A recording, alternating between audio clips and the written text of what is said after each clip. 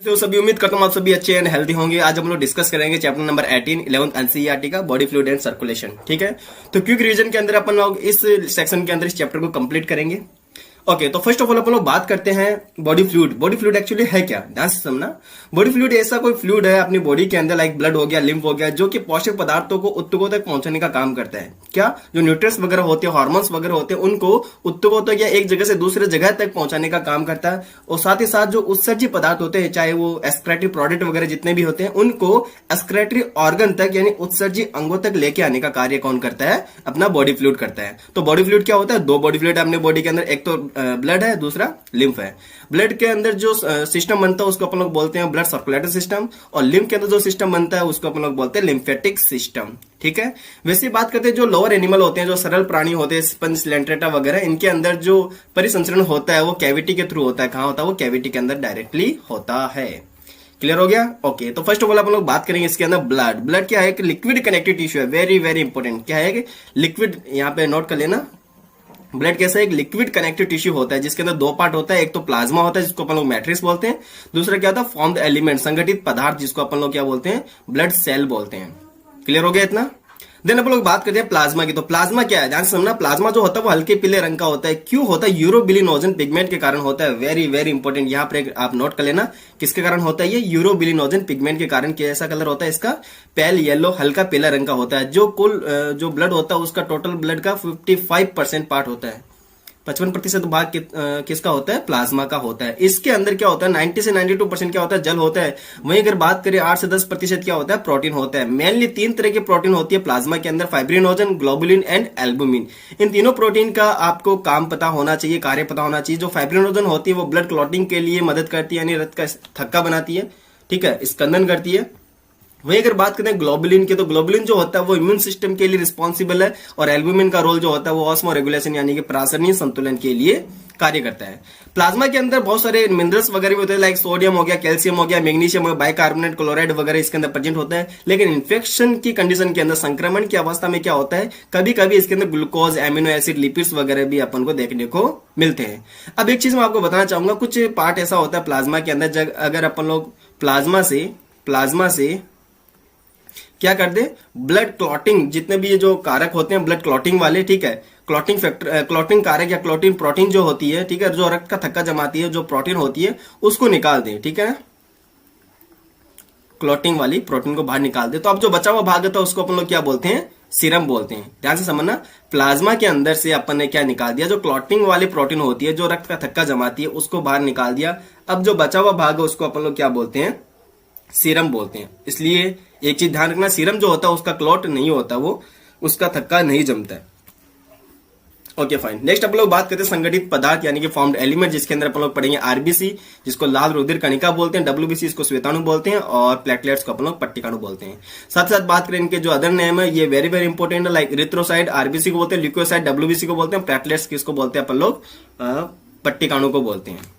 ये total blood का कितना परसेंट पार्ट होता है? 55% पार्ट होता है। First of all upon discuss करेंगे इसके अंदर इरिथ्रोसाइट की बात करते हैं। तो क्या इरिथ्रोसाइट, जिसको हम लोग आरबीसी बोलते हैं, रेड ब्लड कॉर्पल्स बोलते हैं, इसकी जो संख्या होती है, इसकी जो नंबर होते हैं हमारी बॉडी के अंदर, ये 50 से 55, यहाँ पे 55 कर लेना, 50 से 55 लाख पर एमएम क्यूब होती है। तो अगर मिलियन में पूछे तो ये 5 से 5.5 मिलियन पर एमएम क्यूब होती है। अडल्ट के अंदर बात करें तो आरबीसी कहां बनती है? अस्थि मज्जा के अंदर बनती है, बोन मेरो के अंदर बनती है। मेनली जो प्योर, जो मैच्योर आरबीसी होती है उसके अंदर क्या होता है?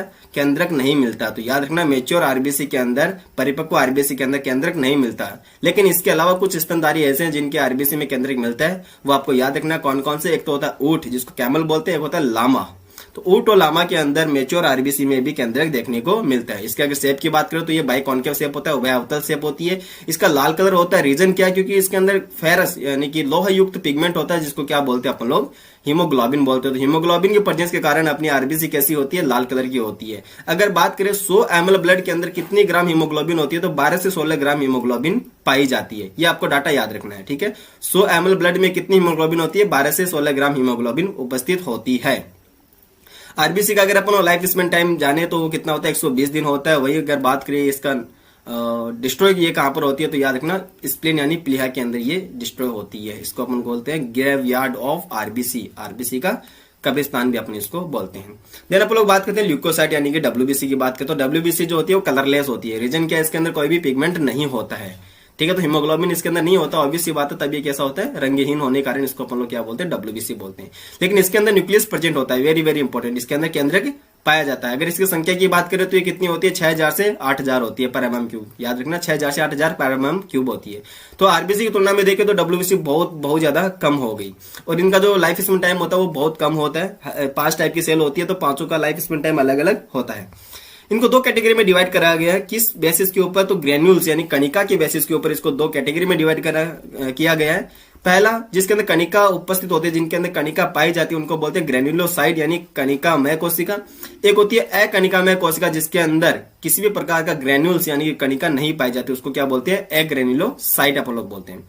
तो कणिका में यानी कि ग्रेन्युलोसाइट के अंदर 3 कोशिकाएं होती है। कौन कौन सी, न्यूट्रोफिल हो गया, इओसिनोफिल हो गया और बेसोफिल हो गया। फिर से रिवाइज करूं, न्यूट्रोफिल हो गया, इओसिनोफिल हो गया और बेसोफिल हो गया। देन अपन लोग बात करते हैं अकणिकामय कोशिका के अंदर कौन कौन सी होती है, लिम्फोसाइट होती है, देन मोनोसाइट होती है। एक चीज के यहाँ पे मैं आपको क्लियर करना चाहता हूं, ये जो न्यूट्रोफिल होते हैं इनकी संख्या में बहुत ज्यादा होती है, न्यूट्रोफिल संख्या में बहुत ज्यादा होती है, और सबसे कम कौन सी होती है, बेसोफिल होती है, संख्या में सबसे कम बेसोफिल। वहीं अगर बात करता हूं मैं सबसे बड़ी डब्ल्यूबीसी कौन सी होती है, तो आपको याद रखना मोनोसाइट जो होती है वो सबसे बड़ी डब्ल्यूबीसी होती है। कौन सी, मोनोसाइट सबसे बड़ी डब्ल्यूबीसी होती है। अगर बात करें सबसे छोटी डब्ल्यूबीसी तो वो कौन सी होती है, लिम्फोसाइट होती है। इतना क्लियर हो गया, तो सबसे छोटी कौन सी होगी, लिम्फोसाइट होगी। देन अपन लोग बात करते हैं, इनके परसेंटेज भी दे रखा है। अगर अपन लोग न्यूट्रोफिल की बात करें तो ये 60 से 65% होते हैं, बेसोफिल की बात करें तो सबसे कम है 0.5 से 1% होता है। लिम्फोसाइट की बात करते हैं तो लिम्फोसाइट 20 से 25% होती है। ये डायग्राम भैया बहुत ज्यादा इंपॉर्टेंट है, ये सारे डायग्राम एक बार आया हुआ था, इओसिनोफिल का डायग्राम, जिसके अंदर आपको ईयरफोन जैसे, हेडफोन जैसे आपको इसमें स्ट्रक्चर दिख रही है न्यूक्लियस की, जिसमें 2 लोब होती है न्यूक्लियस की। कितनी पाली होती है न्यूक्लियस की, 2 पाली होती है, 2 लोब होती है। अब न्यूट्रोफिल मोनोसाइट के साथ मिलकर क्या काम करती है, भक्षण कोशिका का काम करती है, यानी भक्षण का काम करती है। कितने प्रतिशत, 6 से 8%। जो क्या काम करती है, अंदर प्रवेश करने वाले जो हार्मफुल बैक्टीरिया वगैरह होते हैं उनको ये नष्ट करने का काम करती है। वहीं अगर बात करते हैं बेसोफिल, तो बेसोफिल जो होता है वो HHC, याद रखना, हिस्टामिन, हिपेरिन, सीरोटोनिन का स्त्राव करती है। वेरी वेरी इंपॉर्टेंट, कौन सी सेल करती है, बेसोफिल करती है, जिसका रोल क्या होता है, इन्फ्लामेशन के अंदर काम करती है। इओसिनोफिल की बात करें तो ये संक्रमण से बचाती है। इओसिनोफिल क्या काम करती है, संक्रमण से बचाती है। साथ ही साथ ये एलर्जी के अंदर भी रिस्पॉन्सिबल होती है, एलर्जी के अंदर भी अपनी प्रतिक्रिया दिखाती है। लिम्फोसाइट कितनी होती है, 20 से 25% होती है, जो कि 2 टाइप की होती है, B lymphocyte and T lymphocyte. Okay, ये दोनों का रोल क्या होता है, ये प्रतिरक्षा के लिए उत्तरदायी होती है, इम्यून सिस्टम के डेवलप करने के लिए ये रिस्पॉन्सिबल है। अब अपन लोग बात करते हैं इसके अंदर प्लेटलेट्स, जिसको हम लोग क्या बोलते हैं, थ्रोम्बोसाइट बोलते हैं। प्लेटलेट्स का फॉर्मेशन कैसे होता है, ये बोन मेरो के अंदर ही होता है, लेकिन बोन मेरो की एक सेल होती है, स्पेसिफिक सेल होती है, इसको नाम है मेगाकैरियोसाइट। ये इसके टूटने से बनती है, ठीक है।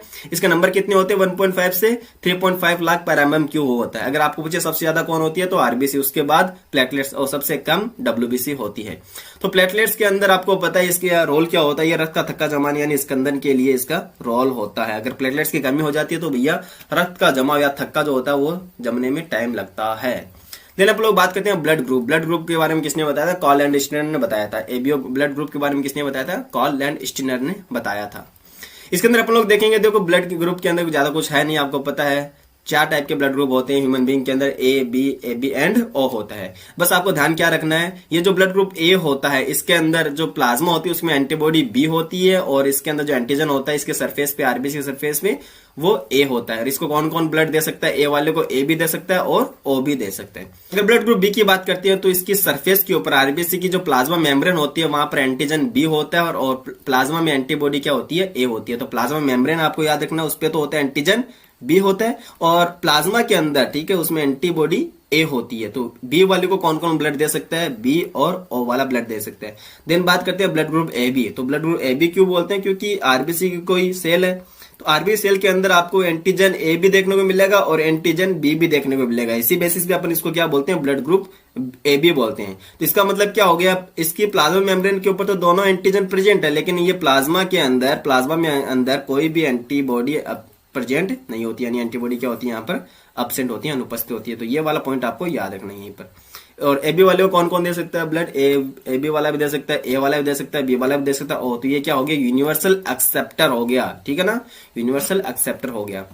सार्वत्रिक ग्राही जिसको अपन लोग बोलते हैं। देन बात करते हैं ब्लड ग्रुप ओ की बात करें तो ब्लड ग्रुप ओ या फिर जीरो बोलते हैं वैसे इसको। इसका मतलब क्या हो गया, ये कोई आरबीसी है, ठीक है। तो आरबीसी सतह पर कोई भी एंटीजन नहीं होता, एंटीजन एब्सेंट, किसी भी टाइप का एंटीजन यहाँ पर देखने को नहीं मिलेगा। लेकिन प्लाज्मा के अंदर एंटीबॉडी ए भी मिलेगी और एंटीबॉडी बी भी मिलेगी, दोनों अपन को देखने को मिलती है।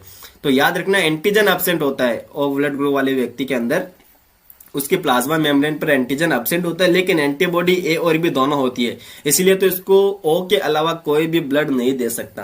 तो ओ वाला जो होता है वो क्या होता है, यूनिवर्सल डोनर होता है। ये ए वाले को भी दे सकता है, बी वाले को भी दे सकता है, ए बी वाले को भी दे सकता है और खुद को भी दे सकता है। तो याद रखना जो ब्लड ग्रुप ओ होता है वो तो होता है यूनिवर्सल डोनर, और जो ए बी होता है वो यूनिवर्सल एक्सेप्टर होता है। It is clear, okay. Then आप लोग बात करते हैं इसके अंदर आरएच फैक्टर, ठीक है। तो ये रेसस बैंकी के अंदर देखा गया था कि ऐसा एंटीजन है रेसस बैंकी के आरबीसी के अंदर, वैसा एंटीजन हमारी बॉडी के अंदर भी है, ठीक है। तो वहां से इसका नाम है आरएच फैक्टर, आरएच कारक। मोस्टली देखा गया कि 80% जो ह्यूमन बींग होते हैं उनके अंदर आरएच एंटीजन प्रेजेंट होता है, इसलिए अपन उनको क्या बोलते हैं, आरएच पॉजिटिव बोलते हैं। वहीं अगर बात करते हैं 20% ह्यूमन बींग के अंदर आरएच एंटीजन एब्सेंट होता है, इसलिए अपन उनको क्या बोलते हैं, आरएच नेगेटिव बोलते हैं। एक केस होता है जिसको अपन लोग बोलते हैं इरिथ्रोब्लास्टोसिस फिटलिस। कौन सा केस है, इरिथ्रोब्लास्टोसिस फिटलिस, हिंदी में बोलते हैं गर्भ रक्ताणु कोरकता। कैसे होता है ध्यान से समझना। सपोज दो कपल है, ठीक है, सपोज दो कपल है, ये मेल है और ये फीमेल है। तो मेल जो होता है वो डोमिनेंस होता है, फीमेल की बात करते हो तो मेल के अंदर तो आरएच क्या है, पॉजिटिव है। मेल कैसा, आरएच पॉजिटिव, और फीमेल क्या है, आरएच नेगेटिव है। यानी कि मेल के अंदर जो आरबीसी होती है वहां पर तो हमको एंटीजन आरएच पॉजिटिव देखने को मिलेगा, एंटीजन प्रेजेंट है, इसलिए अपन उसको क्या बोलते हैं, आरएच पॉजिटिव। वही अगर बात करें फीमेल के अंदर तो इनके अंदर एंटीजन एब्सेंट है, इसलिए इसको अपन लोग क्या बोलते हैं, आरएच नेगेटिव बोलते हैं। जब इनके मध्य क्या होता है, फ्यूजन होता है, ठीक है, क्रॉस होता है, फर्टिलाइजेशन होता है, तो यहाँ पर अब क्या होगा, बेबी का फॉर्मेशन होगा, एम्ब्रियो बनेगा। अब फर्स्ट डिलीवरी तो यहाँ पर इजिली हो जाती है। अगर मैं बात करूं यहाँ पर मान लो कोई एम्ब्रियो है, तो यहाँ पर क्या होगा, फर्स्ट डिलीवरी तो इजीली हो जाएगा। अब जो एम्ब्रियो बना था उसके ब्लड के उसका ब्लड भी कैसा हो जाएगा, जो डोमिनेंस वाला, डोमिनेंस क्या मैंने अभी बताया था, आरएच पॉजिटिव कैसा डोमिनेंस होता है, यानी कि ये प्रभावी होता है। तो ये जो बेबी बना है इसका भी ब्लड ग्रुप कैसा होगा, आरएच पॉजिटिव होगा, ठीक है। और ये फीमेल है, ठीक है, तो इनका आरएच नेगेटिव हो गया।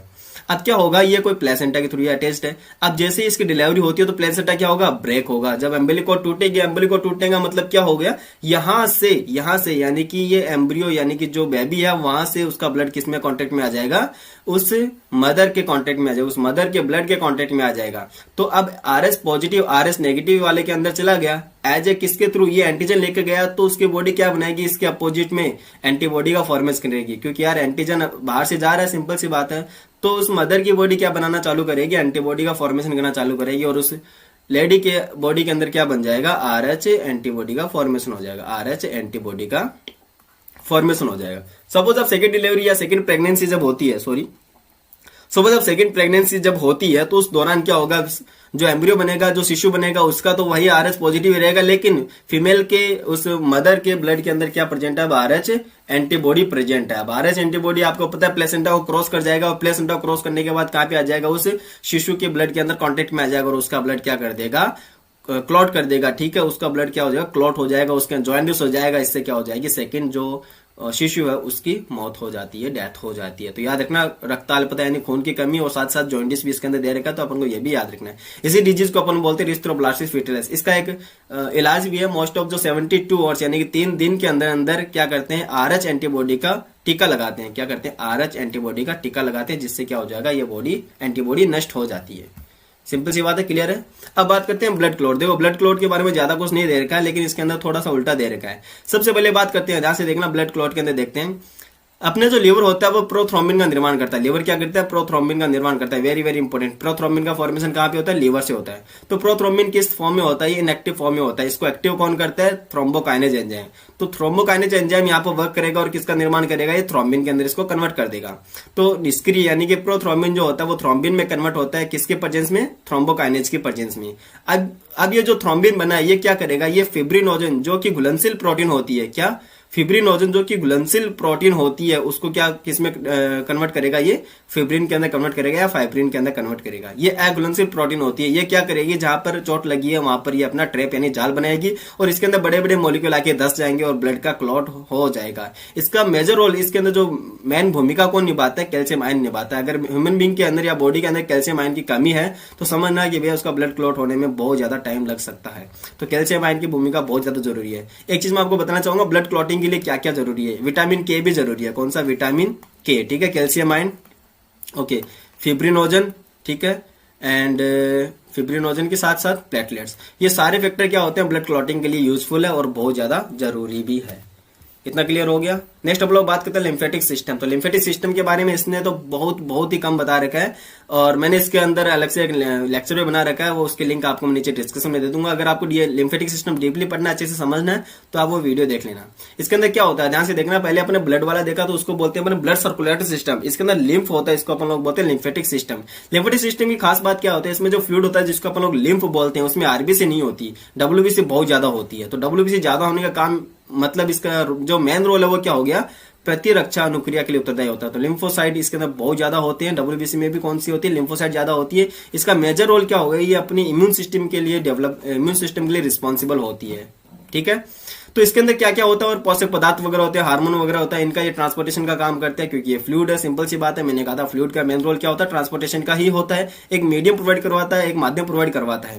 देन इसके अंदर बात करें लैक्टियल, एक मैंने आपको डाइजेस्टिव सिस्टम जब पढ़ाया था तब मैंने आपको बात कही थी कि जो अपने जो जीआई ट्रैक्ट होता है, ठीक है, अपना जो एलिमेंट्री कैनाल होता है वहां से क्या होता है, जो फैट सोल्यूबल कंपोनेंट होते हैं वो किसके थ्रू ऑब्जर्व किए जाते हैं, लैक्टियल डक्ट के थ्रू, ठीक है, मैंने आपको बताया था। और वाटर सोल्यूबल कहां पे आते हैं, कैपिलरीज के थ्रू डायरेक्ट ब्लड में चले जाते हैं। तो फैट सोल्यूबल जो कंपोनेंट होते हैं, जो फैट वाले कंपोनेंट होते हैं जैसे फैटी एसिड वगैरह, ग्लिसरॉल वगैरह हो गया, वो लैक्टियल के थ्रू ऑब्जर्व किए जाते हैं और कहां पर आते हैं, फिर ये लिम्फ के अंदर आते हैं। सिंपल सी बात है, ओके। तो ये आपको याद रखना है। अब बात करते हैं अब लोग ब्लड सर्कुलेटरी सिस्टम यानी पाथ की बात करते हैं, परिसंचरण पथ की बात करते हैं। तो सर्कुलेटरी सिस्टम दो टाइप का होता है, एक तो ओपन टाइप का होता है, खुला टाइप बंद टाइप का होता है। कौन कौन सा, एक तो ओपन टाइप का होता है, दूसरा बंद टाइप का होता है। अगर खुला परिसंचरण तंत्र की बात करते हो तो किन किन में होता है याद रखना आपको, ऑर्थोपोडा एंड मोलस्का के अंदर पाया जाता है। ओपन टाइप का सर्कुलेटरी सिस्टम किसमें पाया जाता है, ऑर्थोपोडा मोलस्का में पाया जाता है। आपको एक चीज बात और ध्यान रखनी है, इसके अंदर कई बच्चे ये सोचते हैं कि अगर ओपन टाइप का सर्कुलेटरी सिस्टम हो तो हेड से डायरेक्ट ब्लड कहां पे आ गया, जो स्पेस होता है, जो क्वार्टर होते हैं, जो स्थान होते हैं वहां पर ये डायरेक्टली आ जाता है, लेकिन ऐसा नहीं है। इसके अंदर आर्टरी भी प्रेजेंट होती है और वेन भी प्रेजेंट होता है, लेकिन कैपिलरी एब्सेंट होते हैं। मेजर डिफरेंस बस यही है। सेकंड थिंग बात करते हैं अपन लोग बंद प्रकार का परिसंचरण तंत्र जो किसमें होता है, एनिलिडा एंड जो कॉर्डेट्स होते हैं उनके अंदर।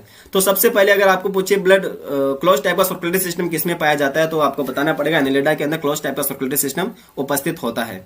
सिंपल सी बात है। अब क्लोज टाइप का सर्कुलेटरी सिस्टम के अंदर तीनों ब्लड वेसल्स होती है। कौन कौन से, आर्टरी होती है, वेन होती है और साथ ही साथ कैपिलरी होती है। एक फिक्स एक जाल बिछा होता है अपनी बॉडी के अंदर, ठीक है, जिसके थ्रू एक सिस्टमेटिक ढंग से बॉडी फ्लूइड क्या होता है, मूव करता रहता है। देन अपन लोग बात करते हैं हार्ट की। तो ध्यान से समझना, सभी कशेरुकी के अंदर मतलब 2 या 3 या 4 कक्षों का हृदय पाया जाता है। अब बात करते हैं कौन से एनिमल्स के अंदर कौन से कितने चैम्बर के हेड प्रेजेंट होते हैं। तो पहले बात करते हैं मतलब फिशेस की, ठीक है, मछलियों की बात करते हैं। अब मछलियों के अंदर 2 कक्षीय यानी कि 2 चैम्बर हेड प्रेजेंट होता है। वेरी वेरी इंपॉर्टेंट, यहां से आपको याद रखना, जिसमें से एक तो क्या होता है, एट्रियम होता है, दूसरा क्या होता है, वेंट्रिकल होता है। एक अलिंद होता है और दूसरा निलय होता है। वहीं अगर बात करते हैं अपन लोग रेप्टाइल्स वगैरह, ठीक है, या फिर एम्फीबियंस की बात करते हैं, किसके अंदर, रेप्टाइल्स के अंदर आपको मगरमच्छ को छोड़कर, ठीक है, जो क्रोकोडाइलियन जो फैमिली होती है इसके अंदर मगरमच्छ, घड़ियाल, एलिगेटर वगैरह आते हैं, उनको छोड़कर इनके अंदर 3 कक्ष का हृदय पाया जाता है, जिनके अंदर 2 तो क्या होते हैं, अलिंद होते हैं और एक क्या होता है, निलय होता है। 2 अलिंद और एक निलय होते हैं। अब मगरमच्छ क्यों छोड़ा है, क्योंकि मगरमच्छ जो होता है ये यहाँ पर एवोल्यूशन शो कर रहा है। ध्यान से देखना, मगरमच्छ क्या हो रहा है यहाँ पर, देखो रेप्टाइल होने के साथ साथ इसके अंदर किसके करेक्टर आ गए, आप ये जो मैमल्स वगैरह होते हैं उनके करेक्टर देखने को मिल रहे हैं। तो ये एक तरह का एक इवोल्यूशन सा अपन को देखने को मिल रहा है कि धीरे धीरे प्रोग्रेस हो रही है। तो मगरमच्छ जितने भी बर्ड्स है वो और अपन यानी कि स्तनधारियों के अंदर देखें तो इनके अंदर 4 कक्ष का हृदय पाया जाता है। 4 चैम्बर हेड होता है, जिसके अंदर 2 तो क्या होता है, एट्रियम होता है और 2 वेंट्रिकल्स होते हैं। वापस हम मछलियों के अंदर आते हैं तो मछलियों को अपन लोग वीनस हार्ट बोलते हैं। इसका मतलब क्या होता है, मछलियों के अंदर जो ब्लड होता है, चाहे वो अलिंद हो चाहे वो नीले हो, इनके अंदर अशुद्ध ब्लड होता है, डीऑक्सीनेटेड ब्लड होता है, ठीक है, इसलिए अपन इसको क्या बोलते हैं, वीनस हार्ट बोलते हैं। इनके अंदर जो ब्लड होता है वो क्लॉम के थ्रू प्योर होता है, क्लॉम के थ्रू ऑक्सीजनेटेड होता है। तो इसका मैं अगर साइकिल आपको यहाँ पे देखने को बताऊं तो यहाँ से ध्यान से देखना, ये फिश का हेड है, ठीक है, ये फिश का हेड है। ये वाला तो हो गया एट्रियम, ये वाला हो गया वेंट्रिकल। सपोज यहां से ब्लड आया कैसा, डीऑक्सीजनेटेड ब्लड आया, पहले किस में आएगा, आलिंद के अंदर आएगा। आलिंद से कहां जाएगा, नीले में जाएगा। और नीले से कहां जाएगा भैया, ये मान लो गिल्स प्रेजेंट है, यहाँ पे क्या गिल्स प्रेजेंट है, तो गिल्स के अंदर क्या हो जाएगा, प्योर होके आएगा। प्योर होने के बाद कहां पे जाएगा, टिश्यू के अंदर जाएगा, यानी जो उत्तक होते हैं वहां पे चला जाएगा। टिश्यू के बाद में वापस से डीऑक्सीजनेटेड ब्लड हो गया, यानी कि अशुद्ध रक्त हो गया, वापस किस में आएगा, ये इसके हार्ट में आएगा। तो इस तरह का चैम्बर है, इसको अपन लोग बोलते हैं। अब ध्यान से देखना, जो ब्लड होता है वो एक ही बार हार्ट से गुजर रहा है, ब्लड है वो एक ही बार हार्ट से गुजर रहा है, इसलिए अपन इसको क्या बोलते हैं, एकल परिसंचरण तंत्र बोलते हैं। देन अपन लोग बात करते हैं जो रेप्टाइल्स होते हैं, एम्फीबियंस होते हैं, उनके अंदर ब्लड तो निकल रहा है 2 बार, ठीक है, उनके अंदर ब्लड तो निकल रहा है, लेकिन मेजर डिफरेंस क्या होता है, वेंट्रिकल्स में आते ही वो क्या हो जाता है, अशुद्ध हो जाता है, मिक्सअप हो जाता है। क्योंकि ध्यान से देखना, इनके अंदर हेड इस तरह का होता है, मैं आपको डायग्राम में बता रहा हूं, ध्यान समझना, इस टाइप का हेड होता है। तो ये तो हो गया राइट एट्रियम, ये हो गया लेफ्ट एट्रियम, और ये क्या हो गया, वेंट्रिकल हो गया। समझना, मान लो यहाँ पे डीऑक्सीजनेटेड ब्लड आया राइट एट्रियम से, कहां पे जाएगा, वेंट्रिकल्स में जाएगा। और लेफ्ट एट्रियम के अंदर क्या होता है, ऑक्सीजनेटेड ब्लड आता है, ये भी कहां जाएगा, वेंट्रिकल्स में चला जाएगा। वेंट्रिकल्स कहां भेजता है उसको, जो ऑर्गन होते हैं वहां पर इसको सेंड करता है, भेजता है। तो आप देख रहे हो यहाँ पर वेंट्रिकल्स में आते हैं जो ब्लड होता है वो कैसा हो गया भैया, अशुद्ध ब्लड हो गया, यानी मिक्स ब्लड हो गया। इसके अंदर प्योर भी है और इम्प्योर ब्लड भी है, इसलिए अपन इसको क्या बोलते हैं, अपूर्ण दोहरा परिसंचरण तंत्र। Very very important. लेकिन इसके अंदर एक चीज याद रखना, जो क्रोकोडिलियन फैमिली होते हैं, जैसे मैंने अभी आपको बताया था, जो मगरमच्छ वगैरह होता है, उनके अंदर दोहरा परिसंचरण होता है, पूर्ण दोहरा परिसंचरण पाया जाता है। वो होता तो रेप्टाइल है, लेकिन उसके अंदर 4 कक्ष का हृदय पाया जाता है। देन आप लोग बात करते हैं, अब दोहरा परिसंचरण तंत्र की बात करते हैं, जिसके अंदर पल्मोनरी सर्किट होता है, दूसरा सिस्टेमिक सर्किट होता है, ठीक है। तो ये किस में होता है, ये किन किन में होता है, तो याद रखना, एक तो मगरमच्छ हो गया, यानी क्रोकोडिलियन फैमिली हो गई, बर्ड्स वगैरह हो गए, और मैमल्स हो गए। क्लियर हो गया। तो अपन लोग इसके अंदर इसी की स्टडी करने वाले हैं। तो अब बात करते हैं अपन लोग मानव परिसंचरण तंत्र की बात करते हैं। तो मानव के अंदर क्या होता है, एक हार्ट प्रेजेंट होता है जो किसका बना होता है, मसल्स का बना होता है। वही अगर बात करें इसके अंदर ब्लड वेसल्स प्रेजेंट होते हैं और ब्लड होता है, साथ ही साथ ये क्या होता है, फ्लूइड वगैरह होता है। ब्लड के अंदर आपको पता है वाटर वगैरह सब कुछ प्रेजेंट होता है। तो नेक्स्ट हम लोग बात करते हैं हार्ट की। तो ध्यान समझना, हार्ट के लिए बहुत इंपॉर्टेंट पॉइंट्स यहाँ पे लगाए गए हैं। पहले बात करें हार्ट का जो ओरिजिन होता है वो कैसा होता है, मेसोडर्म का होता है। ओरिजिन कैसा होता है, मेसोडर्मल होता है, और ये अपने दोनों फेफड़ों के बीच के अंदर प्रेजेंट होता है। दोनों फेफड़ों के बीच में कौन सा स्पेस होता है, मीडियस्टेनम स्पेस होता है। ध्यान से, मीडियस्टेनम स्पेस होता है। लेकिन स्लाइटली लेफ्ट साइड क्या होता है, एक नॉच प्रेजेंट होता है, जिसको आप लोग कार्डिक नॉच बोलते हैं। वहां पर अपना हेड प्रेजेंट होता है, सिचुएटेड होता है। अब वहां पर भी कैसा होता है, ये हल्का सा बाई तरफ झुका रहता है। ध्यान से देखना, ये हल्का सा बाई तरफ झुका रहता है, इसलिए अपन क्या बोलते हैं, हार्ट को लेफ्ट साइड। देन अपन लोग बात करें अगर इसके साइज की, तो ये होता है बंद मुट्ठी के आकार का होता है, क्लोज रिस्ट शेप का ये होता है। वेरी वेरी इंपॉर्टेंट, ठीक है। इसका जो वेट होता है लगभग 300 ग्राम का होता है, और फीमेल के अंदर ये 250 ग्राम का ही होता है। अब हेड के चारों तरफ यानी दोहरी आवरण झिल्ली होती है। कितनी है, दोहरी भित्ति की झिल्ली में थैली होती है, जिसको हम लोग क्या बोलते हैं, पेरिकार्डियल मेम्ब्रेन बोलते हैं। Very very important. क्लियर हो गया इतना। तो पेरिकार्डियम अपन को याद रखना, ये दोहरा पारदर्शी आवरण होता है। इसके अंदर बात करें तो अंदर की तरफ होता है विसरल पेरिकार्डियम और बाहर की तरफ होता है पैराइटल पेरिकार्डियम। इन दोनों के बीच में जो कैविटी होती है उसको अपन लोग बोलते हैं पेरिकार्डियल कैविटी बोलते हैं। जिसके अंदर जो फ्लूइड होता है उसको अपन लोग बोलते हैं पेरिकार्डियम फ्लूइड बोलते हैं, हृदय आवरणी द्रव बोलते हैं। इसका क्या क्या रोल होता है, क्या क्या फंक्शन होता है, वो सारे अपन को याद रखना है। पहला तो ये शॉक से बचाता है, ठीक है, बाह्य आघातों से सुरक्षा करता है। सेकंड थिंग बात करें तो ये फ्रैक्शन से भी बचाता है, घर्षण से बचाता है। हार्ट को ऑलवेज क्या करता है, ये नम ही बनाए रखता है, ठीक है, इसको नम बनाए रखता है। साथ ही साथ ये दोनों झिल्ली को चिपकने से रोकता है। तो ये सारे मेजर इसके रोल हो गए। देन अपन लोग बात करते हैं अपना जो हार्ट होता है उसके अंदर 4 चैम्बर प्रेजेंट होता है, जिसके अंदर ऊपर वाले जो 2 होते हैं उनको क्या बोलते हैं अपन लोग, एट्रियम बोलते हैं। क्या बोलते हैं, एट्रियम, जो कैसे होते हैं, छोटे होते हैं। वही अगर बात करें नीचे वाले, वो क्या होते हैं, वेंट्रिकल्स होते हैं। क्या होते हैं, वो वेंट्रिकल्स होते हैं। इतना क्लियर हो गया। तो मैं एक रफली एक हार्ट की स्ट्रक्चर बना रहा हूं।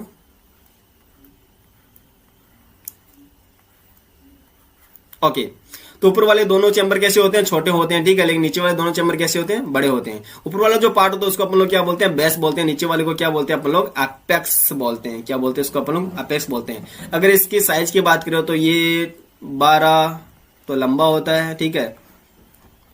9 सेंटीमीटर कैसा होता है, ये चौड़ा होता है। एंड 6 सेंटीमीटर कैसा होता है, ये मोटा होता है, ठीक है। तो 12 बाई 9 बाई 6 सेंटीमीटर आपको ये याद रखना है। हार्ट के अंदर कितनी लेयर होती है, 3 लेयर होती है, ठीक है। याद रखना क्या, कितनी लेयर होती है हार्ट के अंदर, कितने स्तर होते हैं, 3 स्तर होते हैं। कौन कौन से, एंडोकार्डियम जो कि अंदर की तरफ होता है, मायोकार्डियम जो बीच में होता है, और एपिकार्डियम जो सबसे बाहर की तरफ होता है। ये इसके अंदर मेंशन नहीं किया, लेकिन अपन को ये आना चाहिए।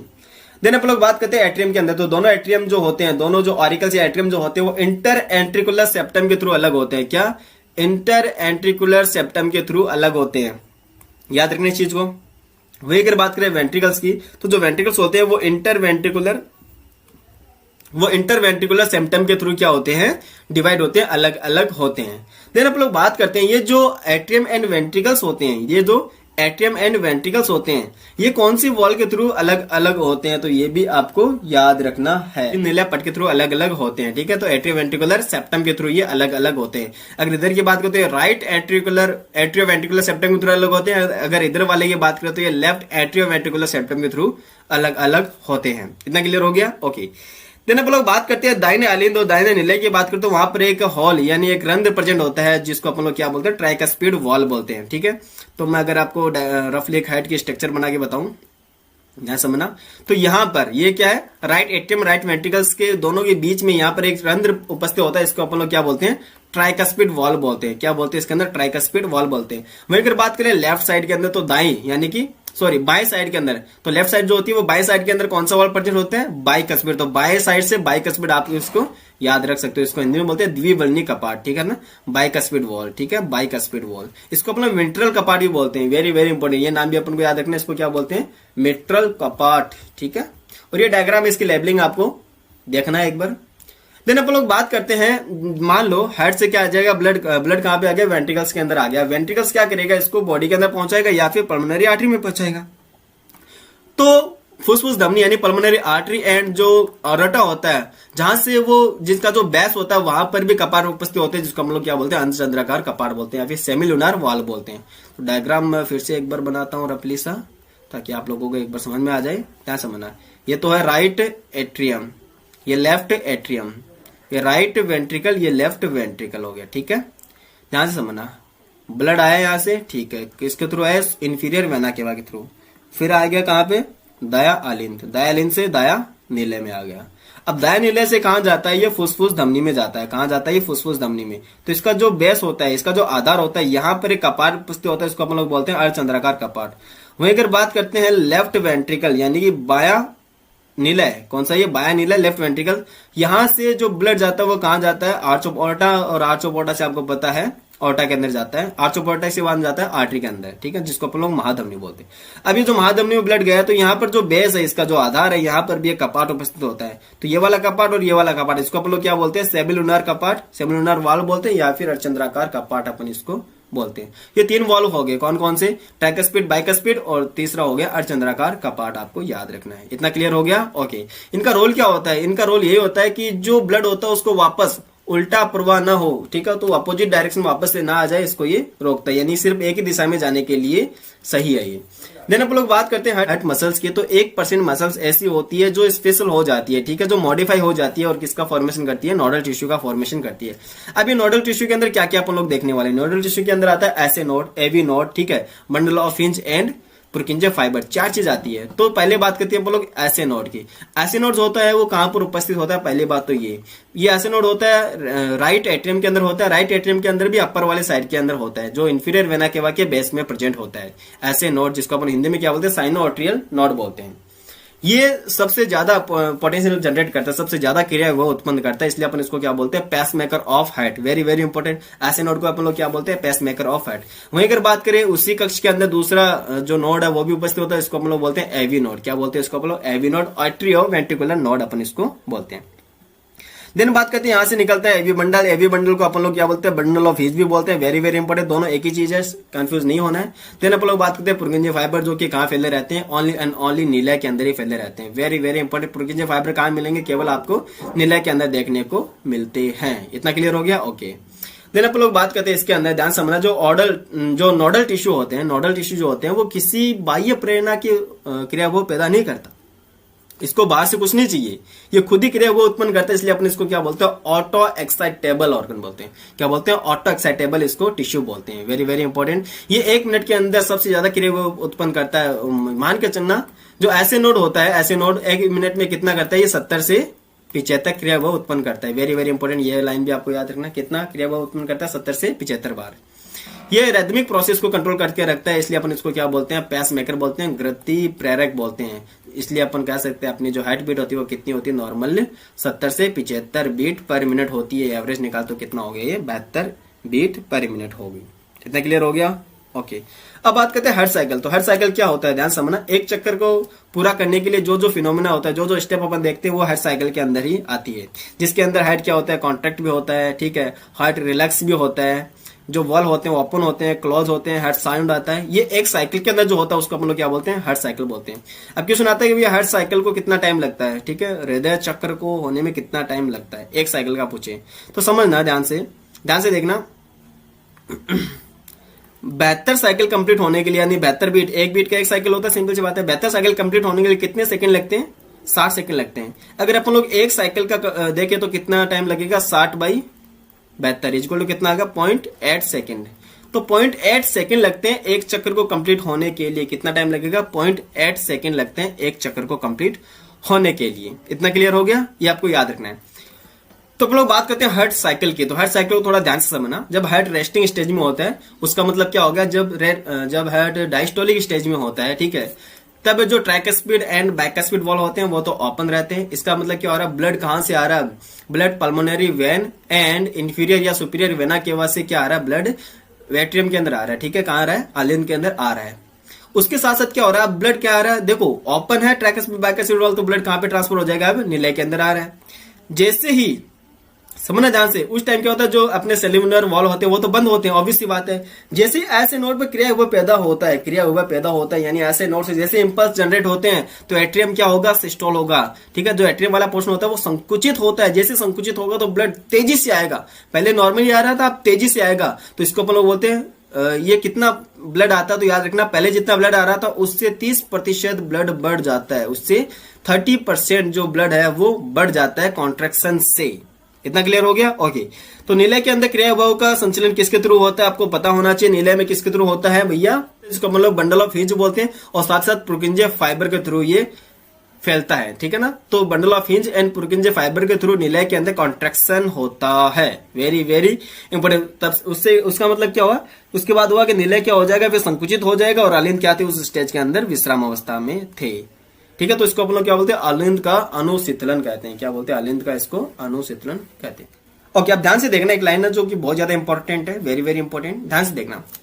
जब आलिंद से ब्लड कहां पे आ रहा है, नीले के अंदर आ गया। अब नीले क्या हो रहे, संकुचित हो रहे, ध्यान से सुना। जब नीले संकुचित हो रहे, तो जब नीले संकुचित होते हैं तो नीले से वापस ब्लड आलिंद में ना चला जाए, तो आपको पता है दाई साइड तो क्या होता है, ट्राइकस्पिड वॉल्व, और बाई साइड क्या होता है, बाइकस्पिड वॉल्व। तो ये तुरंत क्या हो जाएंगे, बंद हो जाते हैं, ठीक है।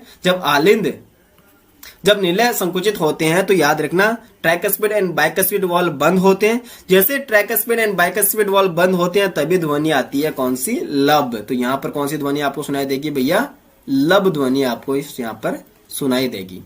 उसके बाद क्या होता है, ध्यान से समझना। उसके बाद क्या होगा, अर्धचंद्राकार कपाट तो क्या हो जाएंगे, खुल जाएंगे, ठीक है ना, सेमिलर वॉल खुल जाएंगे। तो ऐसे ही वॉल खुलते हैं तो ब्लड कहां पे जाता है, दाई साइड तो जाएगा भैया पल्मोनरी आर्टरी के अंदर, शुद्ध होने के लिए लंग्स के पास चला गया। उसके बाद जो लेफ्ट साइड होता है वहां से अरोटा के थ्रू कहां जाता है, अपनी पूरी बॉडी के अंदर सप्लाई हो जाता है। अब मान लो नीले संकुचित हुआ, अब नीले क्या हो जाएगा, धीरे धीरे शीतलीन की अवस्था में आता है। जब नीले रिलैक्स होता है, ठीक है, जब वेंट्रिकल रिलैक्स होता है तब क्या होता है, अर्धचंद्राकार कपाट बंद हो जाते हैं, वरना तो आपको पता है ब्लड वापस से बैक साइड आ सकता है। जैसे ही अर्धचंद्राकार कपाट बंद होते हैं तब साउंड आता है कौन सा, डब। कौन सा साउंड आता है, डब साउंड आता है, ठीक है। तो track speed bike speed valve के बंद होने पर कौन सा साउंड आता है, लब साउंड आता है। और अर्धचंद्राकार कपाट के बंद होने पर कौन सा साउंड आता है, डब साउंड आता है। इतना क्लियर हो गया?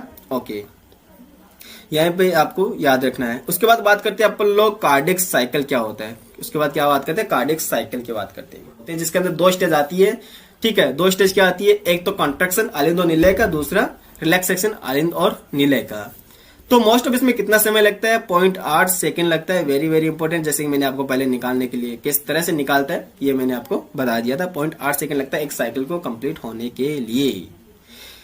तो जब नीले संकुचित होते हैं तो 17 ml ब्लड को पंप करता है। जब नीले संकुचित होते हैं, ये बात मत सोचना कि दोनों नीले का मिलाकर 17 ml होता है। वेरी वेरी याद रखना चीज के ऊपर, इंपॉर्टेंट पॉइंट है ये। एक नीले का 17 ml होता है, ठीक है, एक नीले का 17 ml होता है। हो सके वो नीले कहां पे जा रहा है, हो सकता है वो जो ब्लड होता है वो कहां पे जा रहा है, ऑर्टा के अंदर जा रहा है यानी 17 ml, या फिर हो सकता है पल्मोनरी आर्टरी के अंदर जा रहा है 17 ml। इसको अपन लोग बोलते हैं प्रवाह आयतन, यानी कि क्या बोलते हैं इसको अपन लोग, stroke volume. Very very important, इसको क्या बोलते हैं, स्ट्रोक वॉल्यूम। तो स्ट्रोक वॉल्यूम आपको पूछ सकते हैं कितना होता है, 70 ml होता है एक निलय से, each ventricles. Very very important. जब अपन लोग जो निलय से ब्लड निकल रहा है 17 ml, अगर अपन इसको 1 मिनट में जितनी बार बीट होती है उससे अगर इसको मल्टीप्लाई कर दे तो कितनी बार बीट होती है 1 मिनट के अंदर भैया, 1 मिनट में होते हैं 72 बीट होती है, ठीक है ना। तो 72 बार निकलेगा तो 1 मिनट के अंदर निलय से निकलने वाली मात्रा को अपन लोग क्या बोलते हैं, प्रवाह या फिर हृदय निकास बोलते हैं। वेरी वेरी इंपॉर्टेंट, क्या बोलते हैं उसको अपन लोग, कार्डिक आउटपुट बोलते हैं, ठीक है ना। कार्डिक आउटपुट कितना होता है, 5 लीटर होता है, ठीक है। तो आपको 5 लीटर आपको याद रखना है।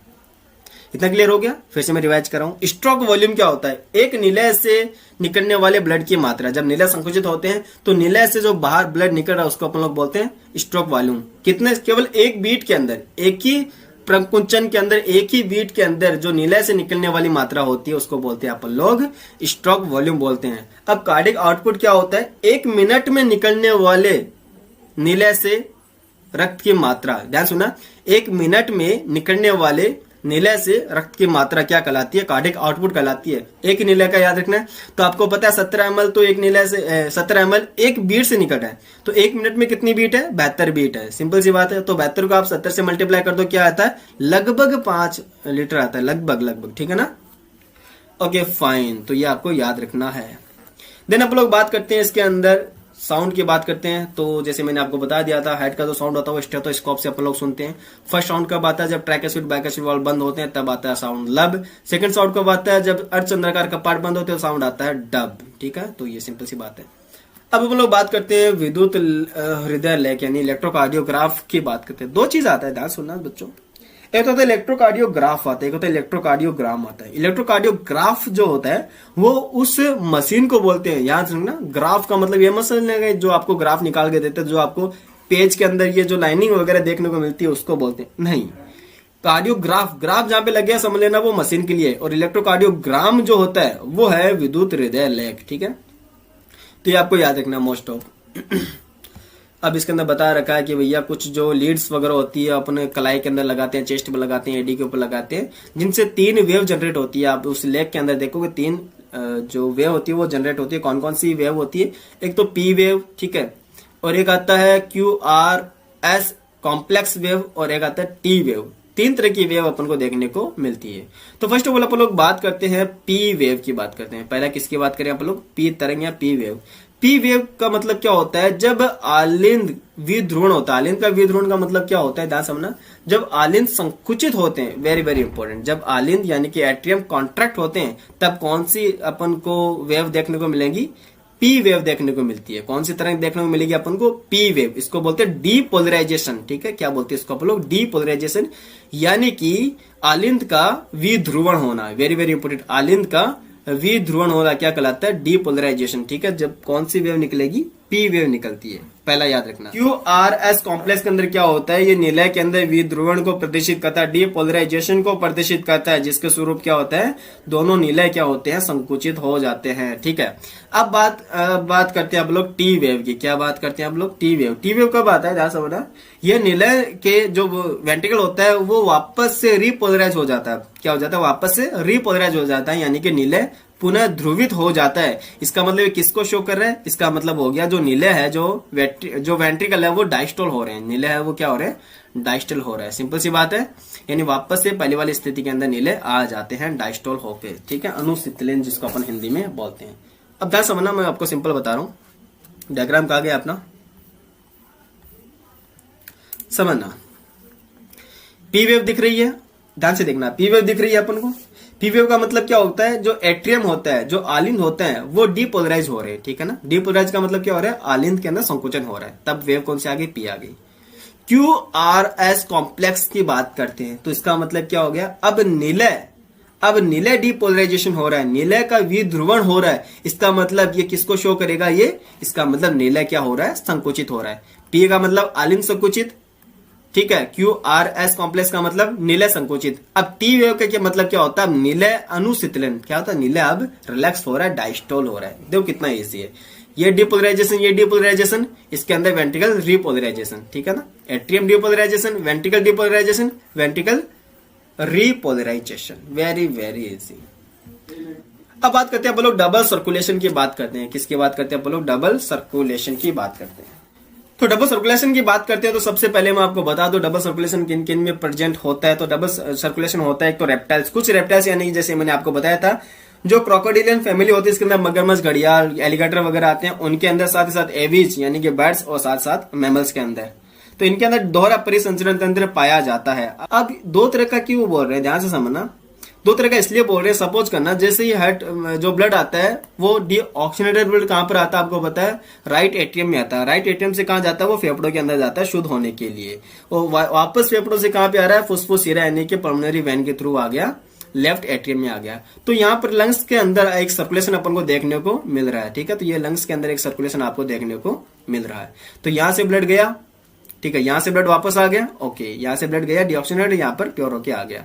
तो यहां पर जो सर्किट बन रहा है उसको अपन लोग क्या बोलते हैं? पल्मोनरी सर्किट बोलते हैं। इसको क्या बोलते हैं? पल्मोनरी सर्किट बोलते हैं। अब ध्यान से देखना, यहां से प्योर ब्लड कहां पे जाता है? टिश्यू या फिर ऑर्गन के पास जाता है, टिश्यू या फिर ऑर्गन के पास जाता है। तो अब टिश्यू ऑर्गन के पास जाने के बाद यहां पर जो डीऑक्सीनेटेड ब्लड है वो कहां पे आता है आपको पता है? कहां पे आएगा? एक मिनट, पहले वाला ये शो थोड़ा गलत हो गया, ठीक है, क्योंकि यहां पे जाता है ये राइट वेंट्रिकल्स में जाता है। और जो डीऑक्सीनेटेड ब्लड होता है इंफीरियर वेना के, उसको कहां पे लेके जाती है? राइट एट्रियम के अंदर लेके जाती है। कहां पे जाएगी? राइट एट्रियम में। तो ये वाला जो सर्किट देखने को मिल रहा है इसको अपन लोग क्या बोलते हैं? सिस्टेमिक सर्किट बोलते हैं। क्या बोलते हैं इसको अपन लोग? सिस्टेमिक सर्किट बोलते हैं। तो इसको पल्मोनरी सर्किट हो गया, ये सिस्टेमिक सर्किट हो गया। तो दो टाइप के सर्किट होते हैं हमारी बॉडी के अंदर, यानी कि जिनके अंदर दोहरा परिसंचरण तंत्र पाया जाता है उनके अंदर दो टाइप के सर्किट प्रेजेंट होते हैं, जिसकी खोज किसने की थी? विलियम हार्वे ने की थी। किसने की थी? ये विलियम हार्वे ने की थी। इतना क्लियर हो गया? ओके। इसके साथ साथ कुछ पोर्टल सिस्टम भी अपनी बॉडी के अंदर प्रेजेंट होते हैं, जैसे कि हिपेटिक पोर्टल सिस्टम। ध्यान से ना, हिपेटिक पोर्टल सिस्टम का मतलब क्या होता है? ध्यान से सुनना, बहुत इजी है। जैसे कि अपनी जो इंटेस्टाइन होती है, स्मॉल इंटेस्टाइन होती है, वहां से जो ग्लूकोज वगैरह अब्जॉर्ब होकर आता है डायरेक्टली वो हार्ट में नहीं जाकर कहां पे जाता है? वो लीवर में जाता है। तो लीवर्स के बाद में जाता है वो कहां पर? हार्ट की तरफ जाता है। तो इसको अपन लोग बोलते हैं पोर्टल सिस्टम, ठीक है। पोर्टल सिस्टम का मतलब ये होता है कि जो फ्लूइड डायरेक्टली हार्ट में नहीं जाए तो वो क्या बनाता है? पोर्टल सिस्टम का निर्माण कर लेता है। इतना क्लियर हो गया? ओके। अब ये दोहरा परिसंचरण तंत्र, ध्यान समझना, ये जो डायग्राम ऊपर वाला है तो पल्मोनरी सर्किट है, ठीक है। सॉरी, पल्मोनरी क्या है? ये सर्किट है। नीचे वाला कौन सा होता है? सिस्टेमिक सर्किट हो गया, ठीक है। तो यहां से ब्लड कहां पे जाता है? पल्मोनरी आर्टरी, पल्मोनरी आर्टरी से लंग जाता है, लंग से वापस आता है पल्मोनरी वेन के थ्रू, कहां पे आता है भैया? लेफ्ट एट्रियम में आता है। लेफ्ट एट्रियम से जाता है लेफ्ट वेंट्रिकल, लेफ्ट वेंट्रिकल से जाता है पूरी बॉडी के अंदर प्योर ब्लड है, ठीक है। यहां से जाता है फिर टिश्यू ऑर्गन के पास, टिश्यू ऑर्गन से वापस जो डीऑक्सीनेटेड ब्लड होता है वो कहां पे जाता है? इन्फीरियर वेना के वापस से कहां जाता है? हार्ट के राइट एट्रियम में जाता है। अब 10 वेना, एक तो होती है धमनी, क्या होती है? धमनी, और एक होता है सीरा, ठीक है, जिसको वेन अपन लोग बोलते हैं। इन दोनों में मेजर डिफरेंस क्या होता है वो भी देखना है, और साथ साथ कैपिलरीज के अंदर आपको देखने को मिल रहा है। नियमन की बात करते हैं कि अपने जो हार्ट होते हैं उसको कौन कौन कंट्रोल करता है, हार्ट के फंक्शन को रेगुलेशन कौन करता है। तो इसकी अगर अपन लोग बात करते हैं तो आपको पता है इसके अंदर नोडल टिश्यू प्रेजेंट होता है, जो कि हार्ट के जो बीट होते हैं, हार्ट की जो बीट होते हैं उसको ये कंट्रोल करने का काम करता है। यानी कि ऑटोनोमस ऑर्गन होता है, आप लोगों को ये पता है, जो किस टाइप का होता है? मायोजेनिक, अपने इसको बोलते हैं। अपना हार्ट कैसा है? मायोजेनिक है, पेशियों का बना होता है। इसका कंट्रोल जो होता है वो मेडुला ऑब्लोंगेटा के अंदर एक विशेष प्रकार की तंत्रिका, जिसको बोलते हैं केंद्रीय स्वायत्त तंत्रिका होती है, जिसके थ्रू ये कंट्रोल होता है। वहीं अगर बात करते हैं सिंपैथेटिक नर्वस सिस्टम की बात करें, जो सिंपैथेटिक नर्व होते हैं वो इस हार्ट बीट को क्या करते थे? बढ़ा देते हैं। वही अगर बात करें जो पैरासिम्पैथेटिक नर्व होती है, यानी परानुकंपी तंत्रिका होती है, वो इसकी बीट को या इसकी जो गति होती है उसको कम करने का काम करती है। वेरी वेरी इंपॉर्टेंट, इसको कम करने का काम करती है। अगर मैं क्रेनियल नर्व की बात करता हूं तो 10 नंबर की जो 10 वाली क्रेनियल नर्व होती है, इसको हम लोग वैगस नर्व बोलते हैं, ये भी रिस्पॉन्सिबल होती है। Very very important. और इसके अंदर जो एड्रेनल हार्मोन होता है, एड्रेनालिन हार्मोन, जो कहां से निकलता है? जो कि एड्रेनालिन ग्लैंड के मेडुला वाले पार्ट से निकलता है। ये भी हार्ट जो बीट होती है उसको ये बढ़ाने का काम करता है, ठीक है। हार्ट बीट बढ़ेगी तो ऑब्वियस सी बात है कार्डिक आउटपुट भी बढ़ेगा। अब अपन लोग बात करते हैं, अच्छा मैं आपको एक चीज और बता देता हूं, यहाँ पर सीरा और धमनी में अंतर, सीरा और धमनी में अंतर, बहुत ज्यादा अंतर है, ये सारे आपको ध्यान रखना है।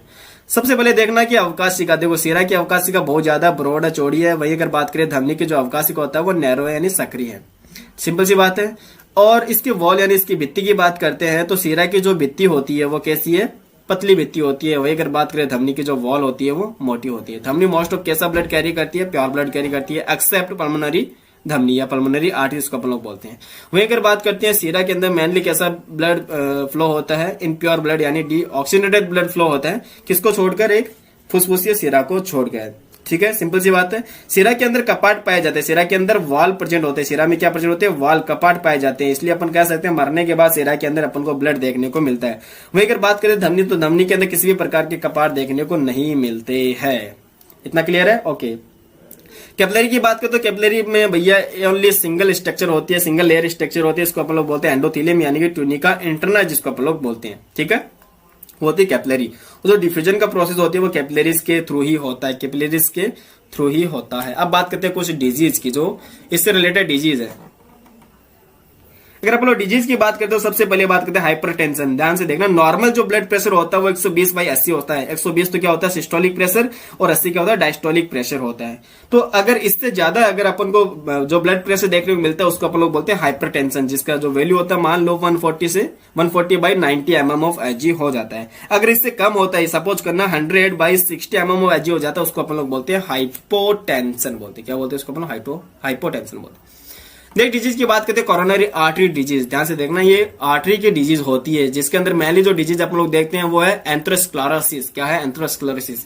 इसके अंदर एक्चुअली होता है कि जो कोरोनरी आर्टरी होती है, देखो हृदय पेशी को रक्त आपूर्ति कौन करती है, कोरोनरी आर्टरी। तो जो कोरोनरी आर्टरी होती है उसके ल्यूमेन के अंदर, उसके अवकाशिका के अंदर कैल्शियम, फैट या फाइबर जैसे टिश्यू वहां पर जमा हो जाते हैं, जिससे उसकी जो ल्यूमेन है और ज्यादा सक्रिय हो जाती है। इसको अपन लोग क्या बोलते हैं, कोरोनरी आर्टरी डिजीज बोलते हैं। देन बात करते हैं एंजाइना। इसको अपन लोग एंजाइना पेक्टोरिस भी बोलते हैं। मोस्टली होता है क्या है, जब हार्ट के मसल्स को पर्याप्त ऑक्सीजन नहीं पहुंच पाती है, उस टाइम क्या होता है, अपने सीने में तेज दर्द होता है। इसी को अपन लोग क्या बोलते हैं, एंजाइना बोलते हैं। ये किसी भी उम्र के ह्यूमन बीइंग के अंदर हो सकता है, लेकिन middle age and old age वाले में ये नॉर्मली ज्यादा होता है।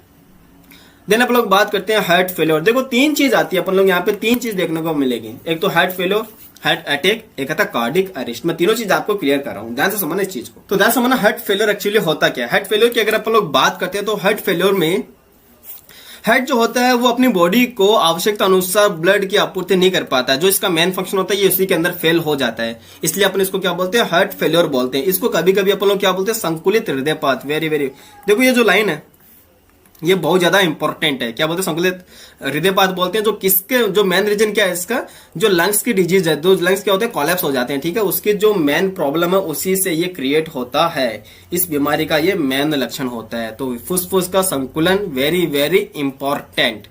तो नेक्स्ट अपन लोग बात कर लेते हैं हार्ट अटैक की। जो हार्ट अटैक का मतलब क्या होता है, ध्यान से समझना। हार्ट के मसल्स को पर्याप्त मात्रा में ऑक्सीजन नहीं पहुंच पाता। ध्यान सुना, हार्ट की जो मसल्स होती है उसको पर्याप्त मात्रा में ऑक्सीजन नहीं पहुंच पाता, तो धीरे धीरे क्या होती है, हार्ट मसल्स डैमेज होना स्टार्ट हो जाती है, खराब होना स्टार्ट हो जाती है। ठीक है, इसी को अपन लोग बोलते हैं हार्ट अटैक, जिसके थ्रू क्या हो जाता है, अपना हार्ट काम करना बंद कर देता है। देन आता है कार्डिक अरेस्ट। देन क्या आता है, कार्डिक अरेस्ट, जिसको हिंदी में क्या बोलते हैं, हृदय घात बोलते हैं, कार्डिक अरेस्ट बोलते हैं। कार्डिक अरेस्ट में क्या होता है, पेस मेकर अपनी क्रिया करना बंद कर देता है। देखो पेस मेकर का रोल क्या होता है, जो क्रिया वो उत्पन्न करना होता है। जैसे ही पेस मेकर क्रिया वो उत्पन्न करना बंद कर देगा तो अपनी जो हार्ट बीट होती है, हृदय की धड़कन होती है, वो तुरंत बंद हो जाती है। इसी को अपन लोग क्या बोलते हैं, कार्डिक अरेस्ट बोलते हैं। ठीक है, क्या बोलते हैं इसको, कार्डिक अरेस्ट बोलते हैं। इतना क्लियर हो गया? ओके। तो इस चैप्टर में बस इतना ही था। तब तक के लिए thank you so much. I hope कि आपका ये चैप्टर भी कंप्लीट हो गया है। थोड़ा सा स्पीड से मैंने इस चैप्टर को कंप्लीट किया क्योंकि चैप्टर बहुत ज्यादा बड़ा है। मैंने सारी चीजें आपके सामने एक्सप्लेन किया जो इस चैप्टर के अंदर मेंशन है। ये सारी चीजें आप लोगों ने अच्छे से रिवाइज कर ली है। आई होप आप लोगों को ये चैप्टर आप समझ में पूरा आ गया होगा।